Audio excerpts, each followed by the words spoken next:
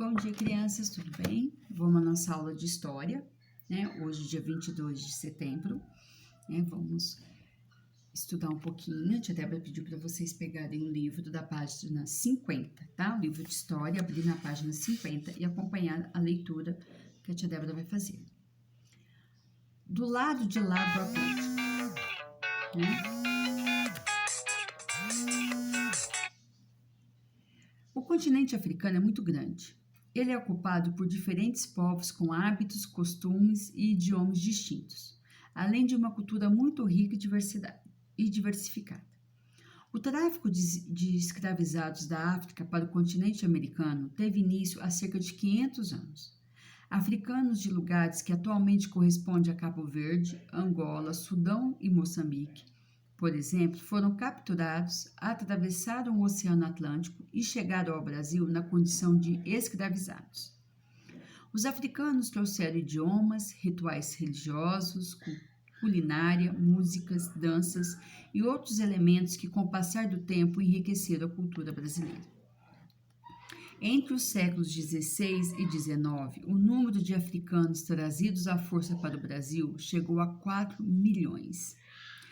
As principais atividades dos africanos escravizados foram a produção de açúcar, algodão, cacau e café, e o trabalho nas lavras de ouro e diamante, além dos serviços domésticos. Viviam em senzalas ou trabalhavam como escravos de ganho. Então, gente, vamos só recapitular, que é um assunto que a gente já foi tratado várias vezes, né, com vocês. Nós tivemos a contribuição na nossa formação cultural brasileira dos africanos. Esses africanos, eles vieram no Brasil na condição de escravos, né? Eles eram capturados no seu país, né? Onde hoje corresponde à cidade aí de Cabo Verde, Angola, Sudão e Moçambique, principalmente nessas 4 cidades, esses 4 estados da África, países da África, e eles eram trazidos aqui para trabalhar na produção de café, de açúcar, de algodão, de cacau, nas minas, né, de ouro e diamante, para fazer serviços domésticos nos casarões, né, porque precisava e as madames não faziam nada mesmo, né? Então eles eram escravizados, né? A gente sabe que escravo é aquele que trabalha serviço forçado, sem remuneração, sem direitos nenhum, né?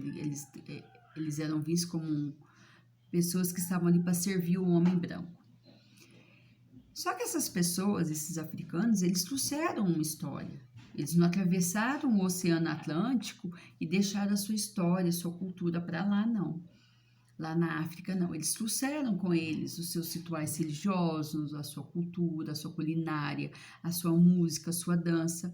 E essa cultura diversificada dos africanos, ela, com o passar dos anos, ela foi incorporada à nossa cultura.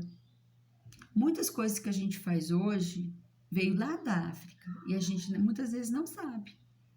Muitas vezes a gente não sabe. Às vezes um alimento que a gente come e que a gente não sabe que teve origem com os negros que vieram da África. Por exemplo, uma feijoada. Você sabia que a culinária, a feijoada, é uma cultura que veio dos escravos? Por quê?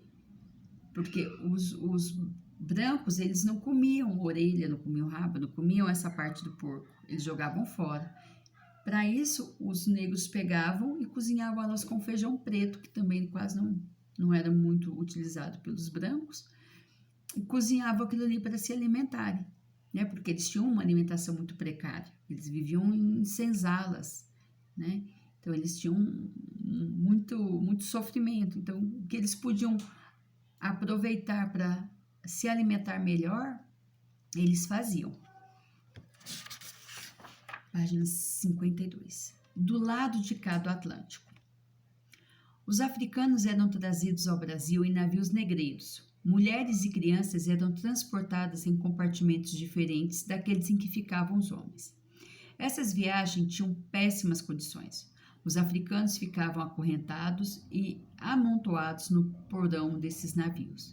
A travessia durava meses e eles ainda sofriam com a alimentação escassa, os maus tratos, a sujeira e as doenças. Muitos morriam no trajeto. Pensa, né? Não era uma viagem tranquila de navio. Né? Eles eram jogados dentro de porões, né? milhares num espaço pequeno. Então, ali, eles tinham que dormir, eles tinham que comer, eles tinham que fazer xixi, eles tinham que fazer cocô, tudo ali junto. Eles conviviam com animais peçonhentos, com baratas, com ratos, né? Eles não tinham uma alimentação adequada, né? Se eles tentassem se houvesse, por exemplo, um desentendimento entre eles, eles eram castigados, eles apanhavam ali mesmo, né? Então, era uma viagem muito longa, que durava meses, né? E desses que eram acorrentados, esses que eram capturados na África, muito deles morriam antes de chegar aqui na América. E como que era esse mercado de escravizados? Os africanos escravizados que sobreviviam à viagem eram encaminhados ao chamado mercado de escravos, onde aguardavam para ser vendidos. No século XIX, esse local no Rio de Janeiro era conhecido como Mercado de Valongo. Leia a descrição feita por um alemão que esteve nessa cidade em 1832. Depois de pagar por cabeça determinada tarifa, que produz uma renda valiosa para o governo, esses escravos são expostos à venda como mercadoria em uma rua apropriada chamada Valongo, onde se examina durante a escolha cada parte do corpo e observa rigorosamente se os escravos não estejam atacados de moléstias de pele ou males incuráveis. Então, eles eram vendidos igual mercadoria. Igual quando você vai no açougue, sabe? A mamãe vai lá no açougue, ela não escolhe uma carne bonita, né? Ela não vai pegar uma carne com bicho estragada, né? Com aspecto feio, ela quer uma coisa boa. Né? Igual você vai comprar uma roupa, você não quer uma roupa furada, rasgada, você quer uma roupa, né, inteira. Então, eles eram vendidos dessa forma, então, eles eram analisados o seu tamanho, se eles eram fortes para poder dar conta do serviço, porque era um investimento que o fazendeiro, né, os senhores de engenhos ali, os fazendeiros estavam tendo. Eles estavam investindo. Eles eram como um investimento, era como se ele tivesse comprado ali um boi para trabalhar na fazenda dele. Um trator hoje para trabalhar na fazenda deles. Porque eles iam para trabalhar, fazer trabalho pesado. Então, eles não podiam demonstrar que estavam doentes, fracos, né? Porque senão eles não eram comprados. Então, depois que eles eram vendidos, os africanos começavam uma vida de trabalho forçado em companhia de outros africanos e afrodescendentes escravizados. Então, eles iam para a fazenda para fazer o trabalho que eles tinham que fazer, certo? Agora, página 56 para a tia Débora. A riqueza do açúcar no Brasil. No século XV, Portugal já havia conquistado a costa ocidental da África e de lá trouxera a experiência com os engenhos de açúcar e a mão de obra escravizada. Os primeiros engenhos de açúcar surgiram no Brasil a partir de 1532, quando os portugueses deram início oficialmente à colonização e à ocupação do território. Nesse ano foi fundada a Vila de São Vicente, o primeiro núcleo de população estável na colônia portuguesa. Até 1548 foram implementados 6 engenhos nessa comunidade. Então, olha, resumindo isso aqui. Quando os portugueses chegaram ao Brasil, eles já tinham experiência com um engenho de açúcar. Só que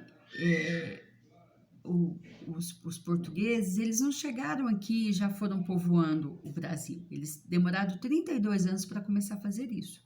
Então, em 1532, quando eles vieram para fazer essa colonização do Brasil, eles fundaram a primeira cidade, que foi São Vicente, que foi o primeiro núcleo populacional, onde as pessoas se fixaram ali. E nos 16 anos seguintes, eles conseguiram montar 6 engenhos nessa comunidade de São Vicente, tá? Foi aí que começou a produzir o açúcar, tá? Então, a produção de açúcar e o trabalho escravo. No século XVI, o tráfico de africanos para o Brasil aconteceu ao mesmo tempo em que os donatários instalavam os primeiros engenhos na colônia. Então, donatários eram pessoas de confiança do rei, que eram mandados para a colônia Brasil, né? E recebiam uma doação da capitania hereditária para desenvolver esse pedaço de terra que eles recebiam. Portanto, a produção de açúcar e o trabalho escravo permaneceram ligados durante muito tempo. No final do século XVI, o açúcar já era considerado a principal riqueza produzida no Brasil colonial. A primeira riqueza foi o pau-brasil, né? A segunda foi a cana-de-açúcar, que se adaptou muito bem ao solo e ao clima brasileiro.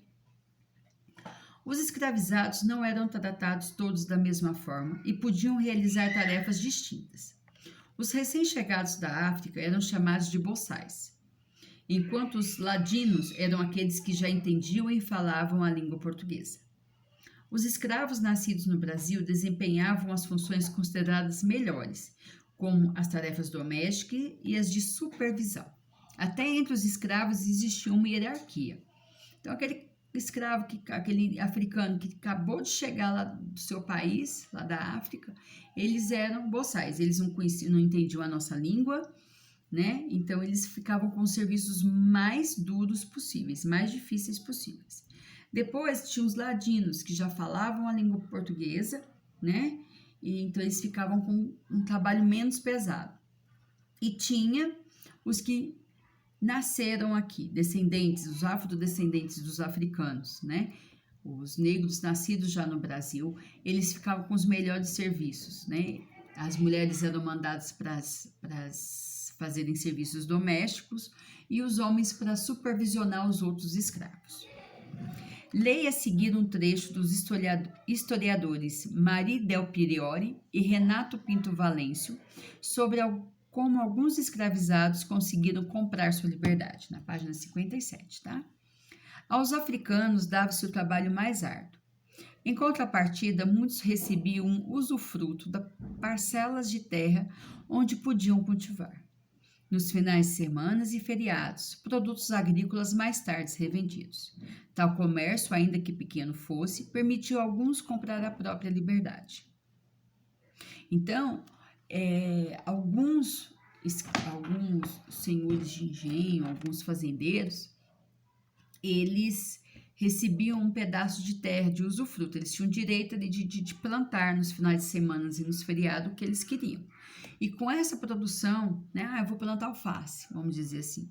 Né? Eu sou uma escrava que recebi um pedaço de terra aqui de usufruto, vou plantar alface. Esse alface eu vendia, né? Vendia e juntava esse dinheiro para depois, futuramente, eu comprar a minha liberdade. Né? Isso já mais perto da abolição, não no comecinho da escravidão no Brasil, mais perto do fim, tá? E quem lucrava com o açúcar? Vocês têm ideia de quem lucrava? Vamos lá. Todas as etapas de produção do açúcar, o cultivo, a colheita e o beneficiamento exigiam equipamentos caros e muitos trabalhadores. Por isso, a produção de açúcar só era rendável quando feita em grande quantidade. No engenho, a cana-de-açúcar era transformada em mercadoria, o açúcar, que depois de pronta era encaixotada e vendida nos mercados europeus. Os senhores de engenho e os comerciantes eram quem lucrava com esse vantajoso comércio. Lógico, né? O escravo não recebia nada. Né? Então, quem atravessava também não. Então, era sempre os senhores de engenho, né? Que eram os donos da fazenda, e os comerciantes, que vendiam isso aí lá fora depois, né? E sempre para o mercado europeu, né? Porque a cana-de-açúcar não se adaptou ao clima europeu. Então, e os europeus sempre foram grandes consumidores, né? Sempre foram grandes importadores de açúcar. Durante o século XVI e XVII, Salvador, Olímpia e Recife cresceram e se tornaram importantes em razão da produção de açúcar. Assim, Portugal manteve por muito tempo o domínio do comércio das especiarias, como a pimenta da Índia, o cravo, a canela, entre outras vindas do Oriente e do açúcar produzidos no Brasil. Vamos lembrar que para a intenção dos portugueses não era chegar aqui no Brasil, não. Era ir para as Índias em busca das especiarias que eles vendiam na Europa.